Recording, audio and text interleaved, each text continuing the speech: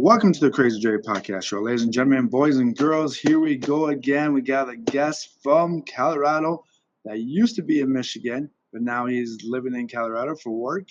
A longtime Detroit Lion fan, Detroit Tiger fan, the Detroit fan base itself.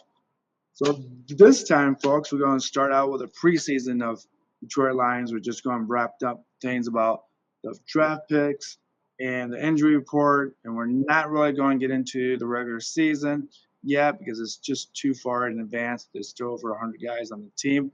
Griff, welcome back to the show. How you been?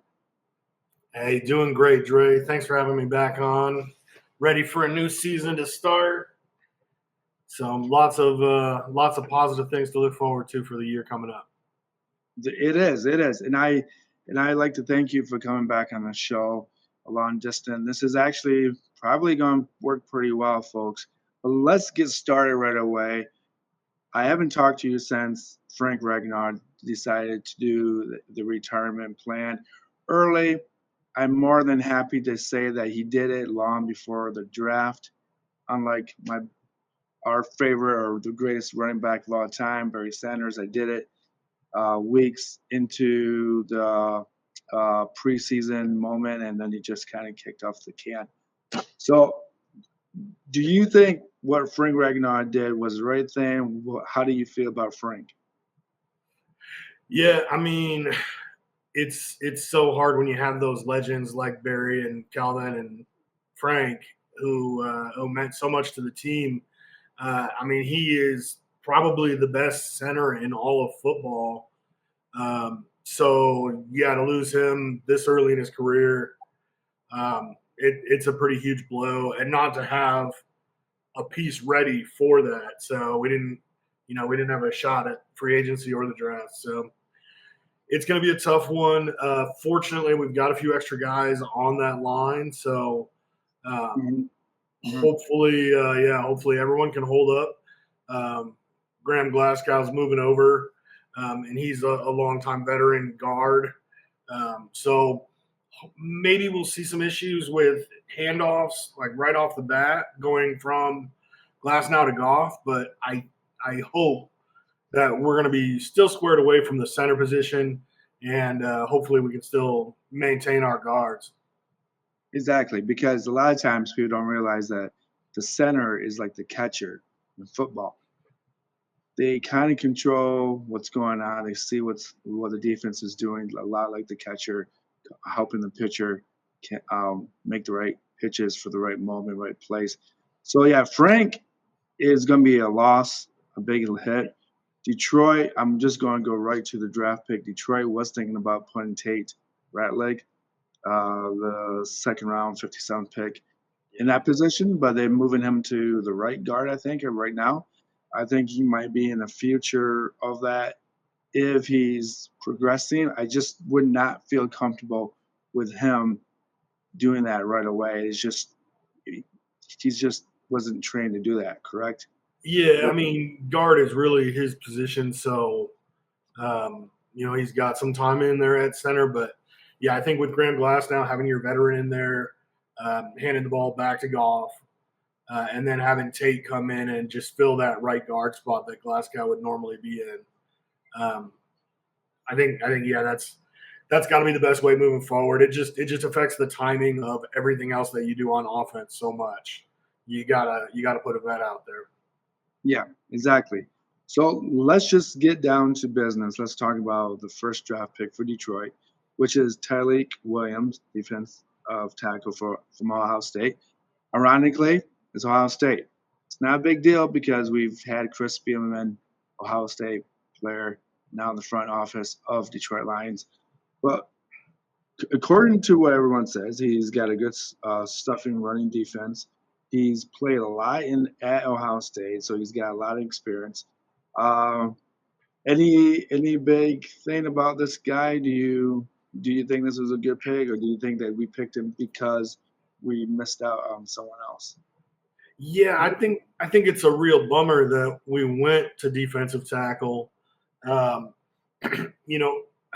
Aleem McNeil and DJ Reader is going to be so great. We had so much time missed with DJ Reader last year but he's Yeah. such a great big run stopper. Aleem McNeil's really good at getting down on the quarterback, and then having Aiden Hutchinson and Marcus Davenport as our edges. That Mhm. defensive line is so strong. But with Aleem McNeil's injury at the end of last year, and of course Mhm. with Aiden coming back, I think Aiden's going to be healthy. I think that everything that we've seen from him in camp and everything is that he's got everything back and he's looking ready to go for week 1. But having that defensive line already set up, I thought we needed to go with a guard in the first round. But this was before Frank left, so it wasn't quite as big of a need.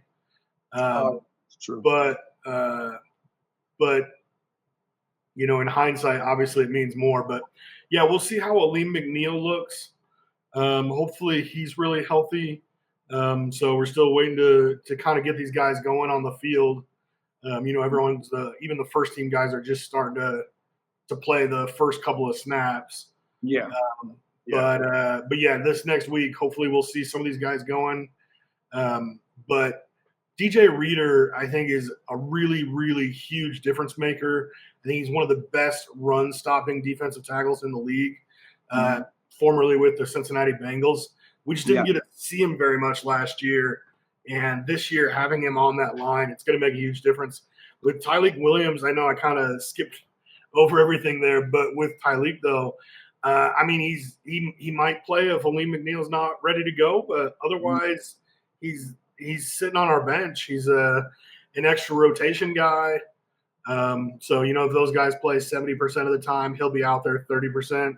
Mhm. But yeah, I mean, tons of talent, and he'll probably end up taking DJ Reader's spot in a couple of years when Reader starts to get older. Oh yeah, and I think that that's kind of reason why Detroit picked Tyleek Williams because of Aleem McNeil, of his injury, and they say that he probably won't be back until the second and third, maybe even fourth week of the regular season. Yeah, I did not look at the report of that in the last 24 hours, so that could be diminished into a false fact. that's kind of what I was seeing too, though. So Yeah, yeah, exactly. So yeah, I think not knowing that Frank was not going to be out there, that probably would make more sense to go with another offensive line guy, just because the offensive guys seem to fall off the face of the planet faster at this point in football. Uh, Tate Redledge, offensive guard, Georgia. Um, it seems like everyone, even ESPN, Fox, everyone just gives Detroit a great rating with this kid. Anything that you can put out there for uh, information about this guy? yeah, super excited to have him. If you follow college sports at all, Georgia has been one of the best programs out there, and a lot of that is because they have an incredible offensive front. Mm-hmm. Tate Redledge was a big part of that, and it's going to be a huge help, especially with Frank no longer there. Mm-hmm. That's going to be a huge piece. But having him between Graham Glasnow and Penei Sewell, Mm-hmm. learning from those guys, I mean, you're learning from a couple of the best. Yeah, So he's in a really good spot as well here in Detroit. Um, and I think that that's going to be really key with Frank not there, with Tate in. I think that that's going to be really key to keep that offensive line moving. yeah, I totally agree with you. You said a lot of things that I really did not know about the offense line that much. But yeah, that makes more sense now that way you said it. All right, this is a trade up for Detroit. Detroit went up to um, a trade with to get Isaac Tesla. This kid is from Hudsonville, Michigan, which is actually 15 miles Just up from the street. where I grew up. I actually grew up in Genesee, went to the same high school. Well, he went to the same high school as I did. We didn't even have a high school football team, but this kid was a standout at Unity Christian, and he just really did some amazing stuff. However, even though he went to Arkansas and Detroit traded up, do you think this is kind of a thing that Detroit does too much, grabbing a kid like this? I mean, he had a great game yesterday, or the last game that Detroit played, but that could be a misleading, especially the preseason game.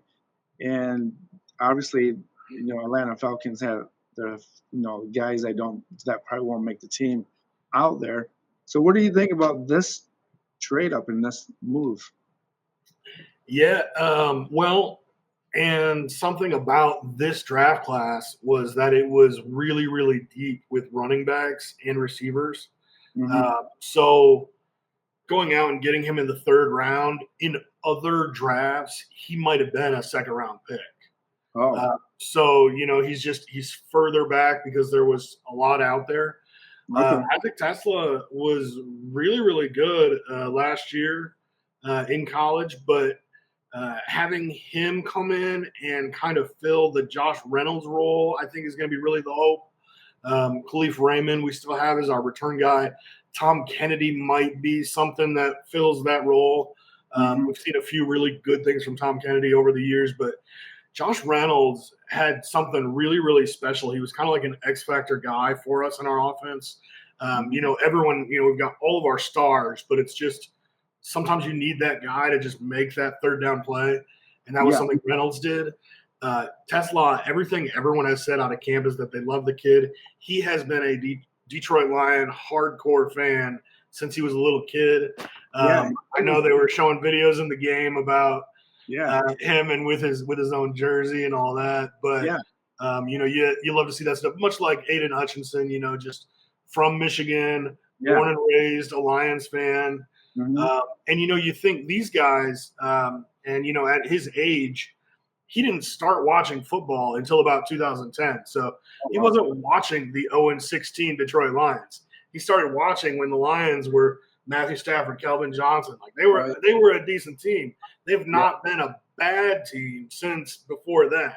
Hmm. So he's watched a pretty good team, but now he gets to be a part of a potential championship team. Yeah. And I think that Tesla really, and just in that game, we saw some of the really great moves that he had, not just the catches, but just the route running and things that he can do on the field. I think he might be able to pull off that X factor piece that we needed, like Josh Reynolds was for us in the past. Exactly. And I think Detroit really are thinking about putting him as special teams guy. But I think that, if he needs to give St. Brown a rest for a play or two, they throw him in there by sneaking him in there. They may even throw him in there just like what you said, an X factor personality. Yeah, Um, 3 receiver someone, sets. exactly. Someone that teams won't be expecting him to come out and then get throwing the ball. But yeah, he'll be that person. Next guy we got to talk to about is another trade back up from New England Patriots. Miles Frazier, guard from LSU. I really don't know much about this kid. I looked him up, did my little own research. Uh, he was. They say he's only allowed 3 pressures in the backfield out of 1,000 blocks, so that's 0.2%. So as not a big guy, that I'm not. How do you feel about this guy? Yeah, and I think right now they've got him listed as the fourth string guard Hmm. for us. Um, Not a lot happening here. I would think that he probably still makes the final cut. But yeah, I don't anticipate seeing anything from him unless there's injuries out there on the field. Okay, so he probably make the practice squad. Think? Yeah, yeah. He might make the 53-man roster. Yeah. But Just be a bench warmer for the time. that'll be where he'll be at though. Yeah, until we see some real growth from him. Okay, and then the sixth pick is the sixth pick, Hassan, defensive end of Boise State. Uh, he just got hurt against the Falcons. He went out, but he's an edge guy. 33.5 tackles of loss of yards, 22 sacks. Second and to Virginia Tech's Antoine Powell. Uh, Reichlards. So what do you think of this sixth pick? Is this part of the picks of the sixth, seventh, where you're just kind of throwing darts at the board and seeing what you're gonna get, or is this something that Detroit's kind of like, well, we really like him, but they all say that, right? Between Yeah. some pick. Well, and you want them to be more projects, right? In these later rounds, hopefully these guys don't have to be your starters. There were still a lot of guys that were fifth and sixth round guys that are running backs that teams are hoping are like committee guys that are playing every down. But in this case, this is a guy that he came from Egypt. He was actually born here in the States, but he grew up in Egypt. The first Egyptian player in the NFL. Yeah. He started his football career a little late, which kind of works out perfect for him to be a project guy because he doesn't have the experience from as young of an age as a lot of these other guys who were playing here in the States. And his college career, though, was incredibly impressive. He got much, much better as he went. He's got a big motor. He loves to run. He'll be out there ready to go all the time. And he's just one of those real gritty guys like what Detroit's looking for. So this one I really, really like. And, just as another option because we weren't sure at the point of the draft whether or not Aiden would be ready for week one and all that. To have another edge guy is really, really important. Zadarius Smith also out this year. Marcus Davenport is still there. Josh Pascal is still there. And those guys still run the opposite edge spot from Aiden. But having Al Quadin in there gives another option for Aiden Hutchinson's side. So yeah, that's true. That's true. I mean, we can't. I think that personally, for me, if you rely way too much on one guy in Hutchinson, he's going to wear himself out, and you just can't do that. I mean, you probably still expecting him to get 12 to 14 sacks coming up this year, maybe next year. What do you think of Hutchinson? I don't think this year. Yeah, I think this year he's going to kind of sit behind Hutch, and he's going to be learning a lot. Yeah. But I do see him as a guy that could take over for Marcus Davenport on the other side of the field, and maybe next year or the year after. Okay. So this year, probably not a lot, maybe 3 sacks or something, but next year or the year after, I think he'll be a surefire starter for us. Okay, that sounds good. Now this other pick, number round 7, we had 2 of them. Dan Jackson, safety of Georgia. He's hurt now. I think he might be done for the season. But is this just another pick for Detroit because it's Georgia guy, or what's going on? His third team SEC. He had the third most tackles on Georgia team. So he seems to know where he's going with the defense. Most reliable defense player for Georgia at the time. Any intake about this young man? Yeah, a little too slow for some of the starters, but you just start him a little bit further back. He's a tough kid, though. He's just like what the Lions like as far as a personality goes. So he fits the team well. But like you said, with injuries, we're gonna have to watch for that. I'm not sure. Did they officially say that he's out for the season? I think he really did some damage, and I think they picked up a couple of guys already. They picked up from the UFL to pick up some guys up. So that could be a tough blow, but not somebody that I was planning to have start for the team anyway. No. Obviously, Morris Norris is the real concern that we had. So, and just another safety. So let's talk about the last pick, Detroit, Dominique Lovett, wide receiver, led Bulldogs, 59 receptions, 6 touchdowns last year. This has got to be just like, let's just hope for the best for this kid and see if he can make something happen out of it?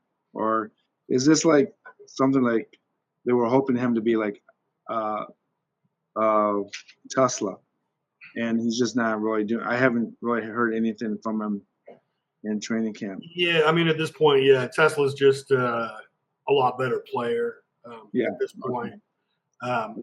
But yeah, anytime you take someone in the 7th round, your hope is that you can put them in your program, they fit your program well, and then they can play up to a higher level than what they've done before. So at this point, yeah, that's just another project that we're working on.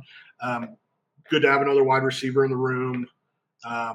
We're a little weak on wide receiver after Amon-Ra St. Brown and J-Mo. So having Teslaa really helps. And then, like we said, Tom Kennedy's shown a couple of good things here and there, flashes, but he's just not been consistent enough.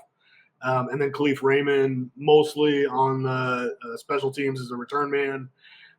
We also got Ronnie Bell, who's an old Michigan guy. He had some injuries and just never really seemed to come back the same way. Yeah. And but another veteran face in there, another guy that roots on Michigan, and so he's been a Detroit fan for a long time. So hopefully, some of these injuries, it's psychological, and you got to get yourself back. It's not a physical thing after the healing process, and so if Ronnie Bell can come back and play the way that he played at Michigan, he was the number one receiver in Michigan. So you're right. Yeah. Isn't Tommy Kennedy a tight end more? And how about Laporta? We forget about Laporta. Because Laporta's the tight end. But isn't Tommy Kennedy a more like a tight end guy? No, he's a smaller guy. He's probably a little undersized. But we have Sam Laporta and we have Brock Wright still, who played a little bit while Laporta was hurt last year. And Brock Wright's been on the team for a while now. So we're pretty set at tight end. Laporta is totally healthy again. Was after like week 9 last year. Every week the rest of the year, Laporta looked really good. Yeah. So he should be totally clear. He should be an awesome weapon for us. All right. So let's talk about this last game a little bit. The Atlanta Falcons and Detroit Lions. Obviously, Maurice Norris got injured, concussion protocol. He's back on the team based on what Dan Campbell said. Everyone's spirits back up. God bless for Norris. But we got to talk about these backup quarterbacks here. It looks like Hendon Hooker isn't really doing what he's supposed to, and he's in his 3rd year. And then we got this Kyle Allan, who's just like, he's going to steal the show. I mean, I almost feel more comfortable with Kyle Allan being backup if we have to throw him in there in the 3rd week or 8th or 12th week of the season for a couple shots down the field. Yeah, Kyle Allan, a few years back when he was with Washington, I thought when he came in, he looked like he was good to be their starter the rest of the year, and he played well. Didn't get another opportunity after that. He's been a backup ever since. So I think that he is a quality number 2 quarterback in the league. I feel pretty comfortable if anything were to happen to Goff that Allan could run the team. Yeah. It's a new offense for him. So just figuring out new schemes, things like that. Yeah. Hendon Hooker, he was so good at Tennessee, but his issue with what the Lions do is the Lions take the ball right under center, whereas what he did at Tennessee was a lot of the shotgun or pistol position where he was back up, had a little bit of space. He's a little bit more of a moving quarterback, more of a mobile guy. So I think they actually said it not in this Falcons game, but in the Hall of Fame game.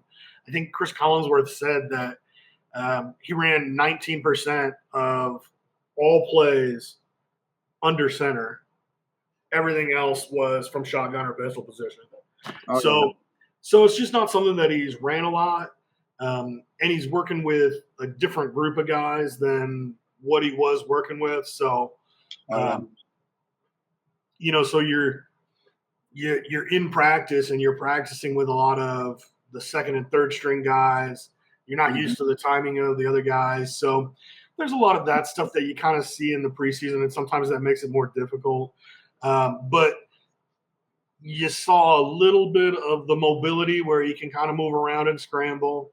Yeah. Maybe there'll be some unique special plays they can throw in for him Mhm. that do that. But yeah, at this point, I'm not sure if he's it's like we were just saying with the once you're over your physical injury, there's that psychological end too, and you feel like guys are rushing at you when they're not there yet. And so he might still have some of that going on, but I think for him, the biggest thing is the mechanics of how our Detroit Lions scheme is and taking the ball from under center and learning how to do that because you're moving your feet a lot different than Yeah. how you would when you're backed up a little bit. So I think that's his biggest thing. If he can get that figured out, he'll be good. Otherwise, he might be better suited for another team. Oh yeah. Yeah. In Detroit, I think Detroit was thinking about trading them in the offseason. I thought there was Yeah. little information out there, but it probably wasn't really supposed to be leaked out like that. Um, let's go to the coaching staff. Let's just talk about the new offense coordinator. Now that we lost Ben Johnson, uh, you know, I just when I hear John Morton talk, it just seems like he's trying to convince himself like he's going to run the same type of offense, and he's kind of being forced to run the same type of offense as Ben Johnson. And I feel really uncomfortable with him still talking about him getting to know the offense and understanding how the system's going to work. I just tell me something different. Give me some faith in this guy.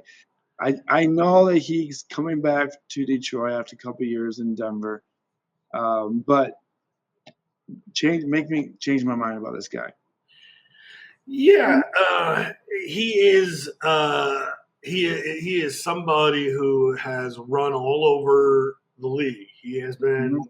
an offensive coordinator or a passing coordinator, a receivers coach, kind of everywhere. He goes every year. He goes to a different team, but he's been in the league since the '90s. So he Yeah, has been around. He's a longtime coach. It's all part of Dan Campbell's overall scheme. So even what Ben Johnson was doing, it's a part of Dan Campbell's scheme. The biggest thing is the play calling and um, when they're doing these plays, right? yeah. So some of the trick plays that they ran last year that were so wild and unique, that wasn't Ben Johnson. That was actually Dan Campbell. Oh, Dan really? Campbell came up with the ideas of these crazy trick plays, but Oh, then Ben Johnson just picked the right times to execute them. So it's okay. going to be that in-game play calling, the finding the right time to do those. So I don't think all those trick plays and everything, I don't think all that's going to go away. I think we're still going to be really aggressive. I think Dan Campbell's still going to go for it on fourth down way Yeah, more than he's supposed to. But yeah, we'll see with John Morton running the play calls. yeah, I don't know a lot about his play calling ability. yeah, He's done that. He was at Denver previously, and that was just before the Bo Nix era that's taking over in Denver. yeah. But there wasn't a whole lot to speak of. That was when Russell Wilson was really, really bad at Denver, and Nathaniel Hackett was the head coach. So, there's just a lot of really, really bad things to say about the offense during the time that he was the OC there. Or the what did they call it? I think he was the passing game coordinator. I think is what they called Yeah, it. yeah. But anyway, I'm really really curious. It's a totally different set of talent what we have on our offense as compared to what the Broncos had at that time. Yeah. But um, the big thing is going to be the play calling in game and adjusting to the defenses throughout the game. We have Yeah. a really, True. really tough schedule this year, Yeah. and it's gonna be really, really important to call the right plays at the right time. And But execute. yeah, With Ben Johnson, we had 3 consecutive years where we had a winning record. When Dan Campbell was making the play calls for us, we were 3-13.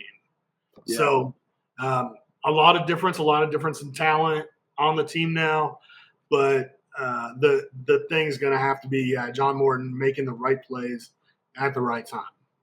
And I think maybe, just maybe, if he's technically more conservative, that might play to our advantage certain situations. But if he becomes too conservative at home, and you should be going for it in certain situations, that could also hurt us too. I think on the road, if he's conservative to a bit and we have the lead, it could play to our advantage, going for those dumb field goals that everyone hates. But if you're not going to go for it on 4th down with 7 minutes to go in the game at home, that could bite you in that. Well, it's still going to be Dan Campbell saying to go for it on 4th down. It's just going to be John Morton saying, okay, we're going for it. Here's the play we're going to run.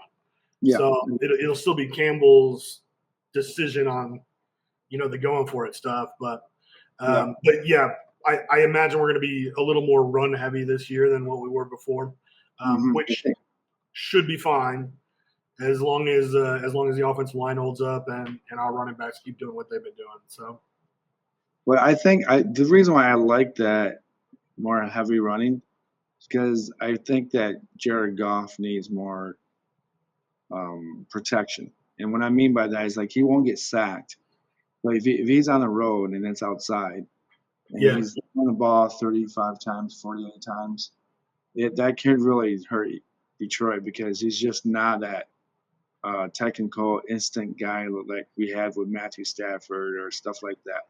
That's one thing Matthew Stafford was really good at. Well, sorry to step over you there. But sorry. Goff is a lot more experienced now than he was with the Rams, but that was the one time that we saw him really weak. I mean, he was the first overall pick in the draft. He was great at Cal, never had any issues. But the one time that we did see him where he didn't look really good was when Todd Gurley got hurt and they didn't have a run game, and he felt that pressure like he had to do it all himself. Yeah. And that was the issue. And like what you're saying, it's that pressure, not necessarily pressure coming from the edge or whatever, but just the pressure of the moment, feeling like he has to do it. And having Jahmyr Gibbs and David Montgomery, who are 2 perennial 1,000-yard running backs, that will definitely take the pressure off. So as long as they keep doing that, Goff, of course, is now a much more experienced veteran player. He might not feel that pressure the same way. Also, his coaching staff here in Detroit might make him feel a different way about that than how he felt about it over in LA. That's true. But yeah, you're right. That's the only time that Goff hasn't looked really good going all the way back into college, is when his run game didn't work. It looked like it was too much pressure for him, but not something that we've had an issue with in Detroit. Yeah, that's true. All right, last thing before we go, got to talk about defense coordinator Calvin Shepard. I actually think he's going to be better than Aaron Glenn. I think I don't know why. I think a lot of times Aaron Glenn played the wrong type of defense in the situations.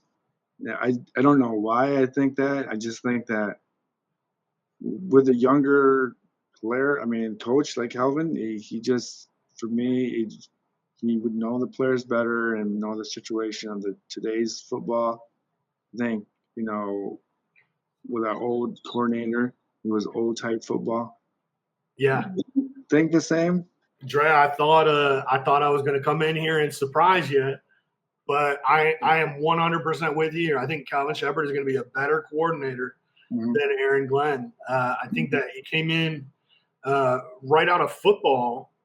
He went into coaching, and he looked like he was a really good coach right off the bat, and learning from Aaron Glenn. But, before last year, our defense looked a little weak. We had a lot of trouble with our secondary. and we loaded up, right? We got Carlton Davis, we got Amik Robertson. We went into the draft. We took a first-round pick with Terrion Arnold. And I mean, we rebuilt. We got Brian Branch in the second round. I mean, we rebuilt that whole secondary. We added all kinds of guys on the defensive side of the football field. I don't think that a coordinator can really screw that up too bad, right? I mean, until you get enough injuries. But I think that's going to be our big thing this year, is that our defense is going to keep teams lower scoring, and then there won't be as much pressure on the offense that way as well. So we had a lot of those games last year that we won like 45-7 kind of stuff. I think we're still going to see, like, we might have 7, 10, 14 points that we have to go up against. But I think that just on the offensive side, yeah, we might be closer to 30 or 25. Okay. It might just drop down a little more. So closer margins, but that doesn't necessarily mean that we won't still win the games, because there were really, really crazy dominant games before we really started to stack up some of those injuries last year. Yeah, that's true. That's true. That's true.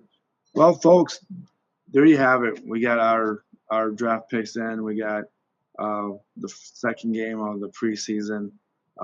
We'll be back sometime this year, maybe a couple of weeks, maybe a month or two, to talk more about the progression of Detroit, or the strength or surprises and all that. Griff, I'd like to thank you for showing up and doing this show with me and the audience. It was great, man. Yeah, man. So glad to be back. Can't wait. Football's back, baby. I know. All right, folks, we're out of here. Peace, love, Take care, folks. See y'all. and stay out of trouble, everyone.